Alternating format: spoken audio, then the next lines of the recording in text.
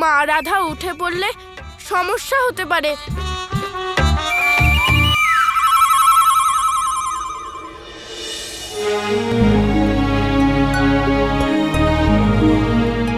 এত গভীর ঘুমের মধ্যেও কত শান্তভাবে ঘুমিয়ে আছে গণেশ। এবার আমি মামা শ্রীকৃষ্ণের সাথে কিভাবে কথা বলি? কানে যদি মহাসুরকে তাড়াতাড়ি আটকানো না হয় তাহলে সমগ্র দ্বারকাতে মোহ ব্যাপ্ত হয়ে যাবে। গণেশকে খুব তাড়াতাড়ি কক্ষ থেকে বাইরে এসে ওই মহাসুরকে শেষ করতেই হবে। সমস্যাটা অত্যন্ত গম্ভীর দাদা, কিন্তু আমাদের বাল গণেশ হলেন বিঘ্নহর্তা। আমার বিশ্বাস রয়েছে যে আমাদের এই বিঘ্ন, আমাদের এই চিন্তা বাল গণেশ অবশ্যই হরণ করবেন।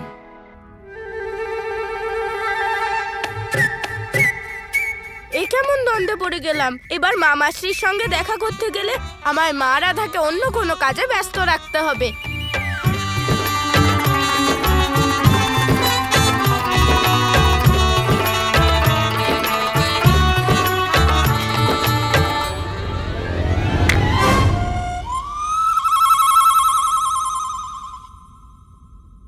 কে আছেন ওখানে?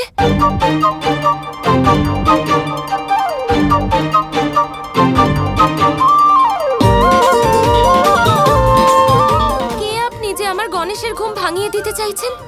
দেখুন, চলে যান এখান থেকে।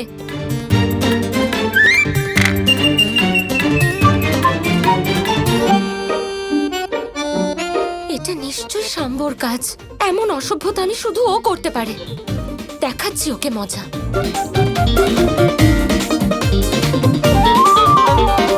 আজকে তো মা রাধার স্নেহই আমাকে চিন্তিত করে তুলেছিল।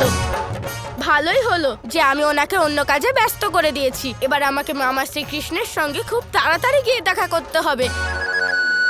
কানাই, আমাদের উচিত গণেশকে সাহায্য করা। গণেশকে সাহায্য করার এই ভাবনা অত্যন্ত উত্তম, কিন্তু আপনি একটু দেরি করে ফেলেছেন। দেরি? কিসের দেরি?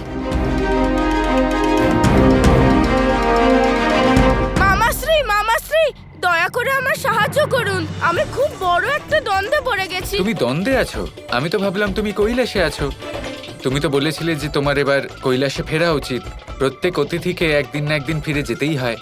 তুমি ফেরোনি? আপনাকে আর এত নিরীহ সাজতে হবে না। বৃথাই চেষ্টা করছেন, কারণ আমি জানি যে আপনি সবকিছু জানেন। মামাশ্রী, আপনি তাড়াতাড়ি আমাকে সাহায্য করুন। আমার দুই মায়ের মধ্যে বিবাদ শুরু হয়ে গেছে।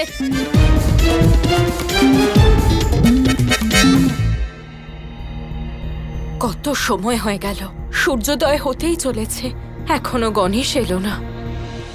আমার আপনার সাহায্যের প্রয়োজন, আর আপনাকে যে করেই হোক আমাকে সাহায্য করতেই হবে। এর জন্য আমার কাছে একটা পরামর্শ রয়েছে। আপনাকে এবার একটা নির্বাচন করতে হবে। এবার দ্বারকা বা কৈলাস, এই দুইয়ের মধ্যে একটা আপনাকে বাঁচতেই হবে। এবার যদি দ্বারকাতে আপনি থাকতে না চান, তাহলে রাধামাকে স্পষ্ট ভাষায় বলে দিতে হবে যে আমি এখানে থাকতে পারবো না। মামাশ্রী, সেটাই তো সমস্যা। আমি মা রাধাকে কোনোভাবেই দুঃখ দিতে পারবো না। তবে সমস্যার সমাধান হয়ে গেল। এবার মাতা পার্বতীকে এটা বলতে হবে যে মা রাধার ভালোবাসার টানে আমি দ্বারকাতেই থাকতে চাই। মাতা পার্বতীকেও আমি দুঃখ দিতে পারবো না। উনিও তো আমাকে অত্যন্ত স্নেহ করেন। তার মানে মা পার্বতী আর মা রাধার মধ্যে এই দ্বন্দ্বের কারণ হলো আপনার প্রতি মোহ। মাতা পার্বতীর মোহর ফলে মহাসুর উৎপন্ন হলো, আর মা রাধার মোহর জন্য মহাসুর আরো শক্তিশালী হয়ে গেল। তাই আমার মনে হচ্ছে যে আপনার এবার মহাসুরকে বধ করা উচিত, আর কোনো বিকল্প নেই। না না মামাশ্রী, এটা তো অসম্ভব। আমি ওনাকে কি করে বধ করব? মহাসুর তো অত্যন্ত শক্তিশালী রাক্ষস। কখনো কখনো এমন কিছু ব্যাপার থাকে যার বিষয় ভেবে আমাদের ভয় করে, কিন্তু যখনই আমরা এই ভয় ত্যাগ করে নিজের কর্ম করি, নিজের কর্তব্য পালন করি, তখন আমরা নিজেদের অন্তরের ক্ষমতার বিষয়ে বুঝতে পারি। সেই ক্ষমতা যার বিষয়ে আমরা কল্পনাও করতে পারিনি। সেই ক্ষমতা যখন জেগে ওঠে, তখন আমরা অসম্ভবকে সম্ভব করে দেখাতে পারি। আপনাকে আমি বলেছিলাম আপনার 7টি কাহিনীর বিষয়ে, 7 রূপের বিষয়ে। মহাসুর তো একজন। এমন 7টি শক্তিশালী অসুরদের আপনি পরাস্ত করেছেন, আর এই সৃষ্টিকে রক্ষা করেছিলেন আপনি। যেটা অসম্ভব মনে হচ্ছে, অবশ্যই সেটা আপনার পক্ষে সম্ভব। মামাশ্রী, আমি জানি ওইগুলোর সব মন গড়া কাহিনী ছিল, আপনি বানিয়েছিলেন। মানে আপনার আমার উপর ভরসা নেই? মামাশ্রী, সে না হয় আছে, কিন্তু কিন্তু আমি কি বা করতে পারি? মামাশ্রী, এবার আপনিই বলুন যে আমি কি করি, আমার কি করা উচিত? আমি কি বলবো? সাহায্যই তো করছি। এটাও বলে দিচ্ছি আপনার কি করা উচিত। আপনি কি করছেন না? এবার আপনি একটা কাজ করুন, আপনি নিজেই একটা উপায় বের করুন। আমি চলি। মামাশ্রী, এক মুহূর্ত, আমার কাছে একটা উপায় আছে, তাও সব থেকে সরল আর অব্যর্থ। তোমার কাছে উপায় আছে? বলো বলো, শুনি একটু। মামাশ্রী, আপনিই যুদ্ধ করুন না মহাসুরের সাথে। না, কারণ এর সমাধান শুধুই আপনি করতে পারবেন, আমি নয়। কিন্তু মামাশ্রী, শুনুন শুনুন না, আমাকে সাহায্য করুন।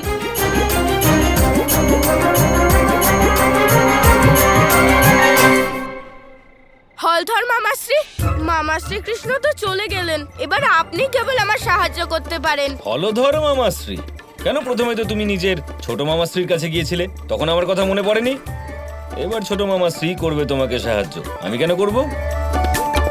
আরে হলধর মামাশ্রী, এবার তো হলধর মামাশ্রীও চলে গেলেন, এবার আমি কি করি?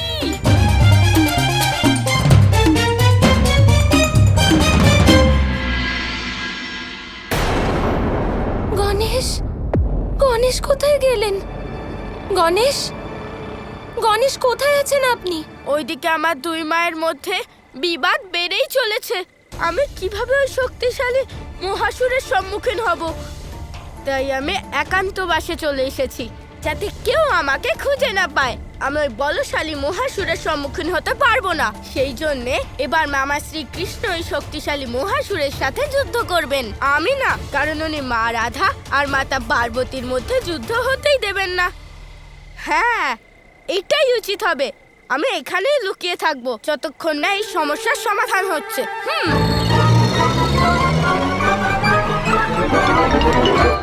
কৃষ্ণ, কৃষ্ণ দাঁড়াও। কৃষ্ণ, গণেশ কোথায় আছেন? একটু আগেই তো আমার কক্ষে ছিলেন, ঘুমোচ্ছিলেন। এখন খুঁজেই পাচ্ছি না, সমগ্র মহলে খুঁজলাম, কোথাও নেই, কেউ কিচ্ছু জানেন না। রাধা, শান্ত হও। আমি জানি না উনি কোথায়।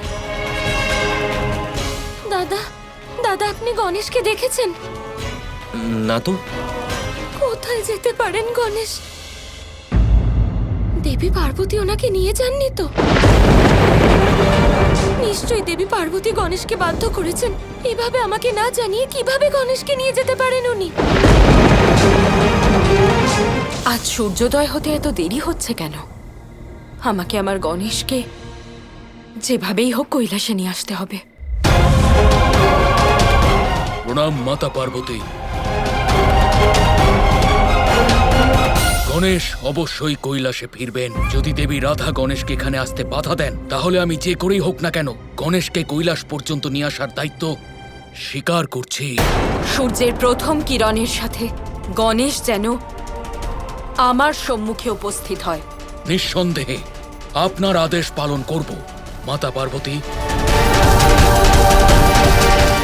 মোহর এই কুচক্র পার্বতীকে অন্ধকারের দিকে ঠেলে দিচ্ছে। সেই অন্ধকার যা ওকে অশান্তি আর কটুভাবের দিকে নিয়ে যাবে। মোহর এই অন্ধকারের সমাপ্তি শুধুমাত্র জ্ঞানের প্রকাশই করতে পারে, আর এই কাজ গণেশ ছাড়া আর কেউ করতে পারবে না। রাধা, দেখো, এত রাগ করা ঠিক নয়। আসল সত্য না জেনে তুমি এরকম যা ইচ্ছে কিভাবে বলতে পারো? এটাই সত্য দাদা, নয়তো এইভাবে গণেশ আমার চোখের সামনে থেকে উধাও হতে পারতেন না। Kৃষ্ণ কৃষ্ণ কৃষ্ণ কৃষ্ণ